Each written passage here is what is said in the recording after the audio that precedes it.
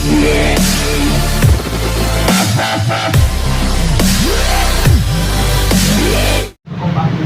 selamat malam pemirsa. Sekarang kita sedang bersama ketemu nih Bang DHL atau Bang Damai Harubis.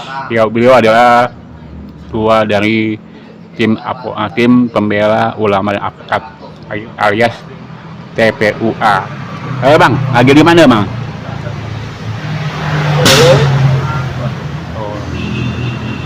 Dekat Solo. Oh, Solo ya bang ya. Ini dekatnya Pak Jokowi dong ya? Gimana? Dekat rumah Pak Jokowi dong. Ya mungkin. Ya, jelas ini di Solo. Ada acara apa bang nih kesini sampai kesini bang? Kebetulan tadi siang ada acara gelar perkara di Polda Semarang tentang KDRT. KDRT ya berbau-bau selingkuhan gitu.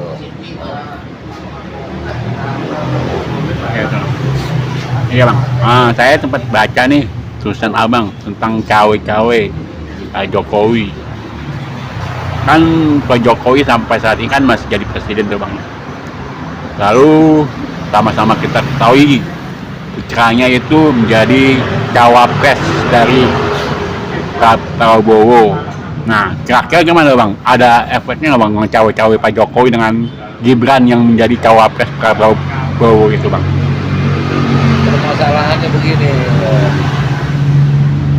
Jokowi sendiri selaku presiden menyampaikan beliau akan cawe-cawe untuk pilpres ini.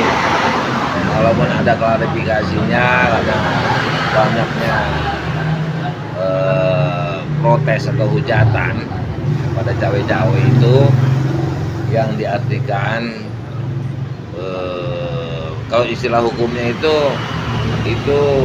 nepotisme, ikut campur. Sementara presiden itu pejabat penyelenggara negara itu dibatasi oleh ketidakberpihakan, harus ketidakberpihakan. Sementara cawe-cawe itu menurut etimologi cari-cari ternyata bahasanya asalnya dari bahasa Jawa, itu ya seperti ikut campur.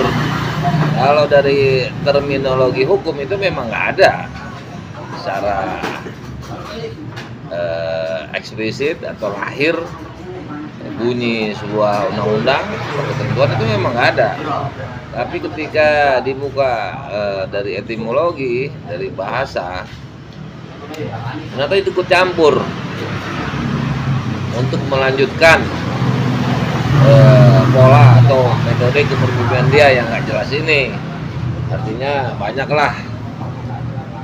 banyak yang tidak benar daripada bagusnya, begitu. Tapi kan bisa dikatakannya itu majunya Gibran Rakabuni Raka itu ada banyak orang yang mengindikasikan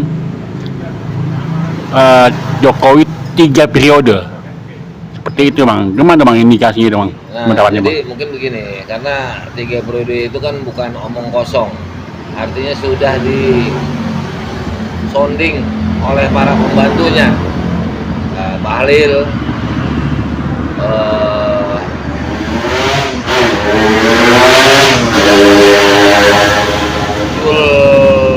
Has, ketua umum PAN itu, terus ketua umum Golkar, yang lebih parah lagi oleh LBP yang menyatakan punya big data 110 juta yang menginginkan pemilu ditunda. Nah itu kan indikasi, artinya indikasi kuat, karena itu kan nabrak rambu-rambu hukum, bukan masalah rambu-rambu hukum, ini sumber hukum yang akan dilanggar, yaitu pasal 7 di Undang-Undang Dasar 45. Nah, di sini Jokowi mendiamkan, seolah-olah enteng, dia bilang itu cuma wacana, nggak apa-apa. Nggak boleh, wacana makar istilahnya, ya nggak boleh, gitu loh. Nah itu sebetulnya dia juga ada pasal di situ yang yang artinya dia langgar, yaitu pembiaran terhadap wacana tersebut.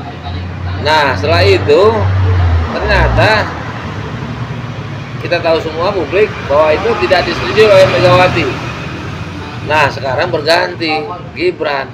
Jadi artinya itu sama juga dengan Jokowi 3 periode. Mungkin itu maksudnya. Jadi itu juga sinyal seperti itu memang nggak bisa ditutupi, ya kan? Pertama dia sendiri bilang cawe-cawe, kedua yang menggolkan itu adalah adik iparnya, dan nyata-nyatanya sudah dibatalkan oleh MK putusannya mengenai umur 40 tahun itu bisa capres, bisa wapres. Nah seperti itu kan repot nanti, indikasi itu repot. Kalau hanya berpatokan kepada boleh memilih, salah satu pertimbangannya boleh memilih, berarti punya hak dipilih, kan repot itu. Nanti orang grogol itu kan didatengin untuk punya hak memilih. Apakah dia juga bisa dipilih, bisa jadi anggota dewan, bisa jadi kepala daerah, bisa jadi presiden? Kan gawat kita itu. Nah itu indikasinya juga nggak benar. Tapi ternyata ini fakta hukum itu sudah dibatalkan. Nah mengenai cawe-cawe itu sekarang ini, kalau dia mau nggak apa-apa lah, udah ngapain dia cuti. Permasalahannya cuti itu nggak ada diatur. Nah kan bisa disetujui oleh anggota dewan dengan sepakatan eksekutif legislatif cuti.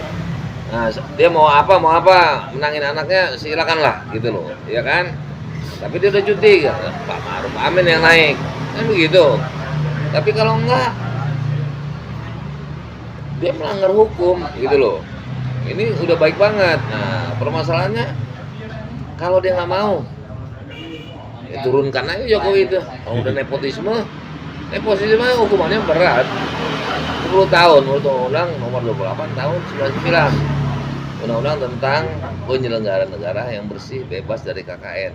Nah itulah yang kami laporkan TPUA, Tim Pembela Ulama dan Aktivis, yang ketua umumnya Egy Sujana, kebetulan saya koordinator TPUA. Itulah kita laporkan di Polda Metro Jaya, melanggar pasal 22 Undang-Undang tentang pejabat penyelenggara negara yang bersih bebas dari KKN. Ancamannya nggak main-main, 12 tahun. Nah, ya kan? Nah, 12 tahun. Dan denda, bukan dan atau denda, dan denda 200 juta sampai 1 miliar. Itu bukan main-main. Nah, Jokowi itu terlibat. Berarti turunkan Jokowi. Cuma masalahnya anggota dewan mau nggak kan gitu. Kalau dibiarkan ini saja, dia melanggar hukum tapi didiamkan. Sebetulnya kan anggota dewan juga kena sanksi hukum. Nah, paling nggak moralnya udah nggak benar itu semua. Jokowi udah banyak bohongnya, ya kan?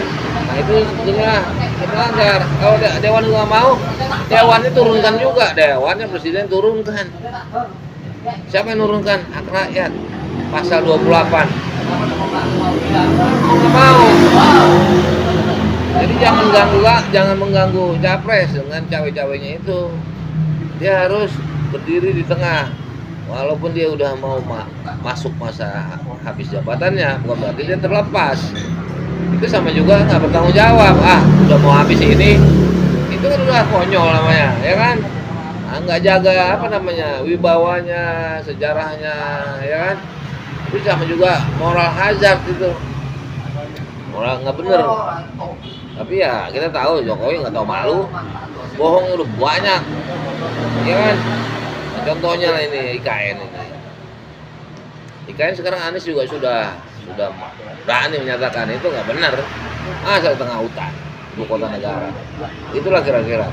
Terus orang partai PKS juga, itu harus itu merugikan negara itu, sia-sia itu, kan gitu.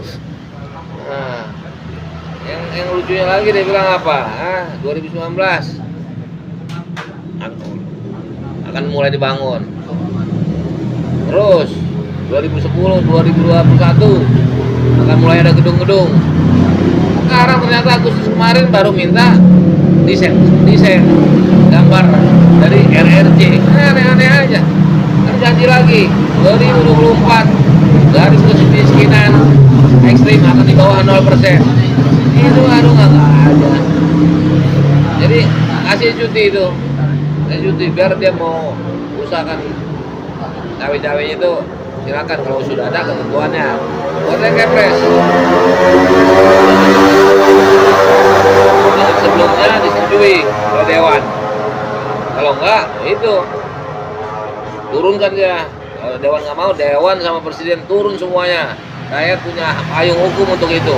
Pasal 28 Undang-Undang Dasar 45. Kalau Begitu. di itu, Bang. Kalau di ketentuan pemilu ada Bang ketentuan jadi kayak peraturan KPU atau gimana Bang? Itu kira-kira ada nggak Bang? Cawe-cawe Iya Bang, cawe-cawe itu nggak Bang. ada larangan. Jadi artinya begini, maksud saya begini. Artinya cawe-cawe itu dilarang, nggak ada dalam undang-undang pemilu, bahkan dalam UUD 45 juga nggak ada. Cuma permasalahannya itu masuk kategori nepotisme. Dalam undang-undang itu, undang-undang tadi, undang-undang nomor 28 tahun 99, terus undang-undang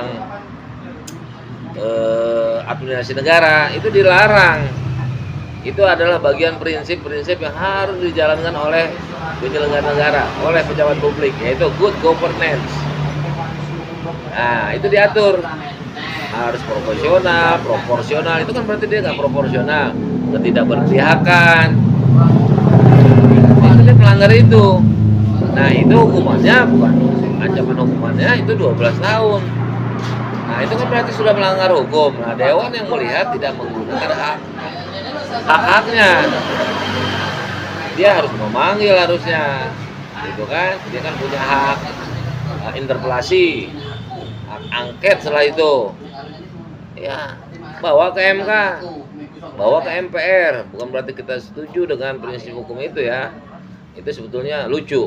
Jadi MK itu adalah legislatif juga, sementara dia yudikatif.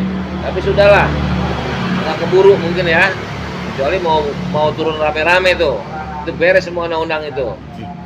Nah, dirapihkan maksudnya beres itu. Berarti harus gerakan people power aja Bang. Rame-rame. Itu istilah senior gua tuh. Egi Sujana, ya kan? Kalau gua pakai istilah turun rame-rame. Itu ada rame-rame. Nah, bisa. Dasar hukumnya. Kita punya istilah baru lagi nih, selain people power. Turun rame-rame. Nah, turun rame-rame. Kalau people power kan udah banyak tuh teman-temannya, Bapak Ibu. Oh, kadang di konotasi kan negatif people power itu. Kan kita ganti saja dengan turun rame-rame. Oke. Oke Bang. Oke, sekian dulu dari kita wawancara dengan Bang DHL. Nanti kan lalu nanti update terus perkembangan dunia politik, hukum dan berita lainnya dari persuasi.ai. Terima kasih.